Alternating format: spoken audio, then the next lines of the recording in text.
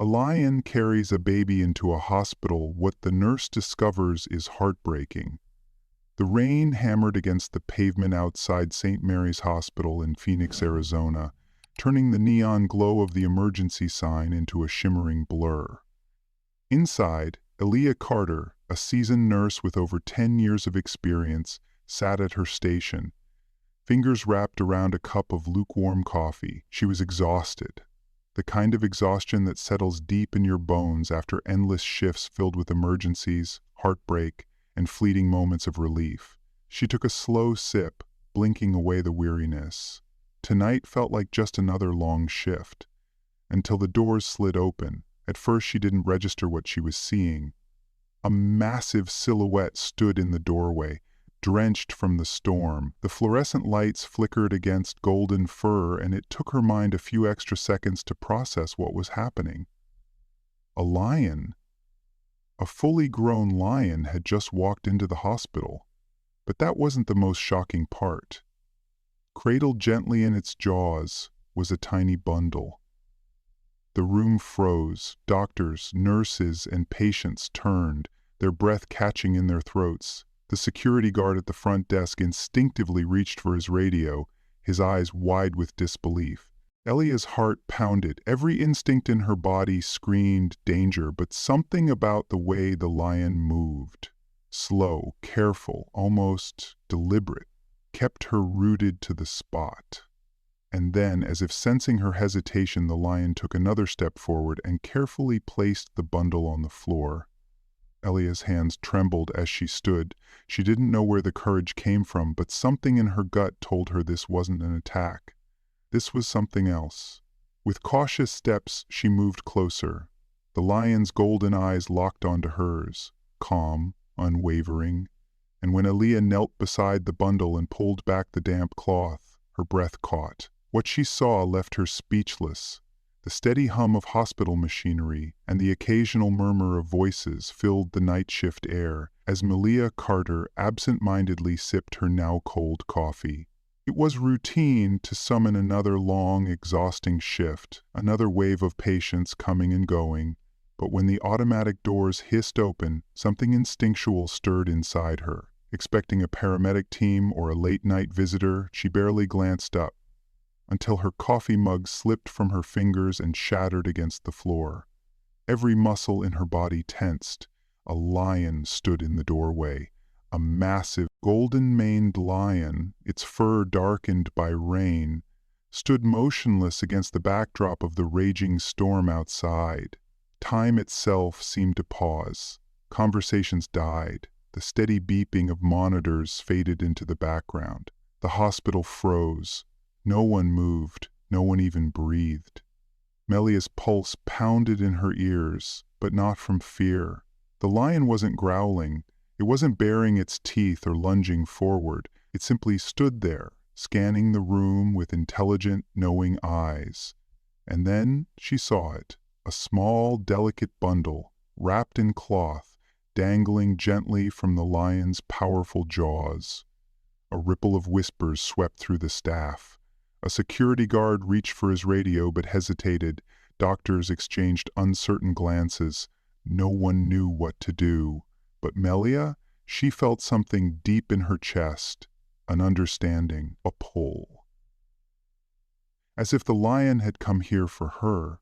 Slowly the massive creature stepped forward, claws clicking softly against the hospital's polished floor, its amber eyes locked onto hers, steady and calm.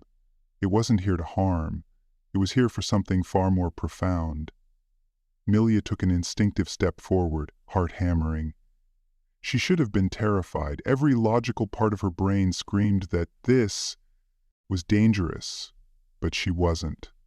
The lion stopped at the center of the lobby, lowered its head, and ever so gently placed the bundle onto the cold tile. Then, with a soft nudge of its nose, it pushed it toward her, and then, to the astonishment of everyone in the room, it sat back, waiting, watching. For a moment, the only sound was the rain pounding against the windows. Melia swallowed hard, her hands trembling as she crouched down. She hesitated, then carefully peeled back the damp cloth. Her breath caught in her throat. Inside, nestled in the folds of the soaked fabric, was a baby. It was a baby, a tiny, fragile infant, no more than a few days old. Milia's breath hitched as she took in the newborn's delicate features. Its skin was ghostly pale, its tiny chest rising and falling in shallow, labored breaths. The baby's lips were tinged a worrying shade of blue, and when it let out a faint, whimpering cry, it was so weak that it barely reached her ears. A lump formed in her throat. This child was barely holding on. Tears blurred Milia's vision, but her instincts took over. She was a nurse, and this baby needed her. "I need the pediatric team now," she commanded, her voice slicing through the stunned silence of the hospital. The weight of the moment didn't allow for hesitation. Staff who had been frozen in shock snapped into action. Nurses rushed forward. A doctor grabbed an incubator. The emergency team moved swiftly, the daze of disbelief giving way to medical urgency. Through it all, the lion remained still. It sat there, soaking wet, golden mane dripping onto the floor, watching. Its amber eyes never left Milia. Did it know? It should have been impossible, yet there was something undeniably knowing in its gaze, as though it understood that its part in this was over, that the baby was now in safe hands. Milia carefully passed the infant to a nurse, who whisked the tiny bundle toward the neonatal unit. But even as the baby was taken away, Melia's heart pounded with unanswered questions. Where had the lion come from? How had it known to bring the baby here? And more than anything, how could a wild creature show such gentle care? A voice shattered her thoughts. "What the hell is going on?" Dr. Marcus Green, the hospital's chief physician, had just arrived, his usually composed face twisted in disbelief. His sharp eyes darted from Melia to the lion, as if hoping one of them would provide a rational explanation. Melia swallowed, her voice shaky but resolute. "The lion brought the baby. It just walked in and laid it down. It knew something was wrong." Dr. Green exhaled slowly, his gaze shifting toward the neonatal wing, where the baby was disappearing behind a set of double doors. For a brief moment, the hardened doctor's expression softened. "And the lion?" He turned back toward the creature, but it hadn't moved. It sat there, utterly calm, rain dripping from its fur, its breath slow and measured. It wasn't panicked. It wasn't aggressive. It was waiting. But for what? The tense hum of security radios buzzed through the air. Guards edged forward cautiously, one of them lifting a tranquilizer gun, his hands visibly shaking. "No one touches that lion." Milia's voice was sharp, unyielding. The room turned to her in shock. "It saved a life tonight. We owe it the same care." Dr. Green hesitated but gave a small nod. "Let's figure this out first." But before anyone could act, the lion moved. Gracefully, almost regally, it rose to its feet. It turned toward the door, padding back toward the storm. Then, at the threshold, it hesitated. For just a moment, it looked back. Amber eyes met Milia's once more. A silent goodbye, a lingering message that she couldn't quite understand, and then, just as mysteriously as it had arrived, it stepped into the rain and vanished. A hollow silence filled the lobby. Melia's heart hammered in her chest, but before she could process what had just happened, a nurse hurried toward her, breathless. "Melia, you need to see this." She held out a small object. Melia's fingers closed around it. A gold locket, slightly tarnished, its surface cool against her skin. With trembling hands she prized it open. Inside was a faded photograph. A woman, smiling softly, cradling a newborn baby, and on the back, an engraving. The locket felt cold in Melia's trembling hands, its delicate engraving catching the dim hospital light. "For Anna, protect him no matter the cost." Her breath hitched. Anna. Who was she? The baby's mother? What had happened to her? And how was a lion connected to all of this? The storm still rumbled in the distance, but inside something had shifted. This was no ordinary night. Through the glass of the neonatal unit, Milia watched as doctors and nurses worked tirelessly, stabilizing the tiny infant. The beeping machines and rhythmic hum of the incubator filled the sterile room, but all she could focus on was the slow, steady rise and fall of the baby's chest. He was fighting. Dr. Green stepped out, his face a mixture of relief and disbelief. "He's stable for now," he said, exhaling. "Dehydrated, hypothermic, but no injuries. No signs of trauma. It's a miracle, Milia. Whatever, brought him here saved his life." Milia swallowed hard. Whatever. Her fingers tightened around the locket. This baby had a story far bigger than what made sense. "Marcus," she murmured. "Who is he? Where did he come from? And that lion? It didn't just wander in. It knew. It understood." Before Dr. Green could answer, the soft chime of the intercom broke the silence. "Security to the main entrance. We have a situation." Milia's pulse quickened. She turned to Dr. Green, instincts flaring to life. "Stay with the baby," she said. "I'll handle this." The hospital entrance was no longer a quiet, surreal place of mystery. The rain had faded to a light drizzle, but outside chaos had taken its place. Police officers, reporters, and onlookers crowded the entrance. The air buzzed with hurried conversations and flashing cameras. Milia pushed through, spotting Carl, the head of security, talking to two officers. His expression was tense. "What's going on?" she asked, keeping her voice steady. Carl gestured toward a man standing near the hospital doors. He was tall, his hair disheveled, his clothes soaked and clinging to his thin frame. His face lined with exhaustion and something even deeper, twisted with desperation as his eyes darted wildly, searching for something, or someone. Clutched in his trembling hand was a photograph. "He showed up a few minutes ago," Carl explained, "says he's looking for his son, and he claims he knows about the lion." Milia's heart slammed against her ribs. "His son?" She stepped forward, her voice softer now, but firm. "Sir?" she said, meeting his frantic gaze. "I'm Nurse Carter. You said you're looking for your son?"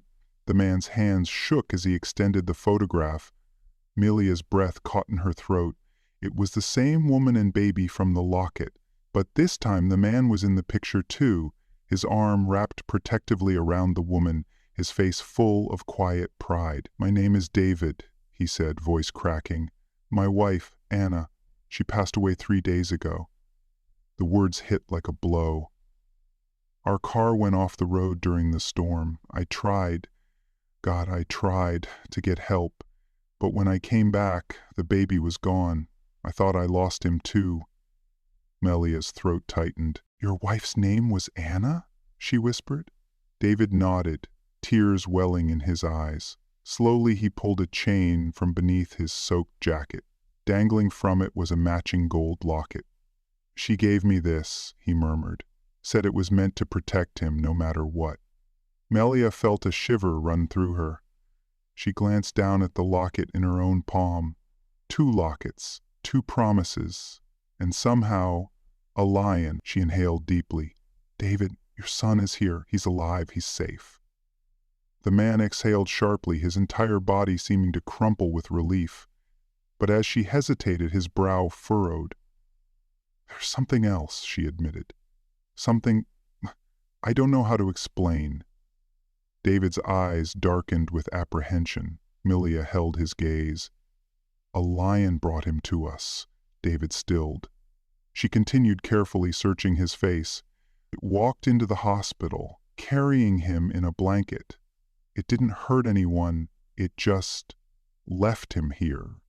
Do you know anything about that?" For a long moment David didn't speak. His face paled, his lips parting slightly as if the answer had been locked in his chest, waiting for this moment. And then, in a voice barely above a whisper, he said, "It was Anna's wish." Milia blinked.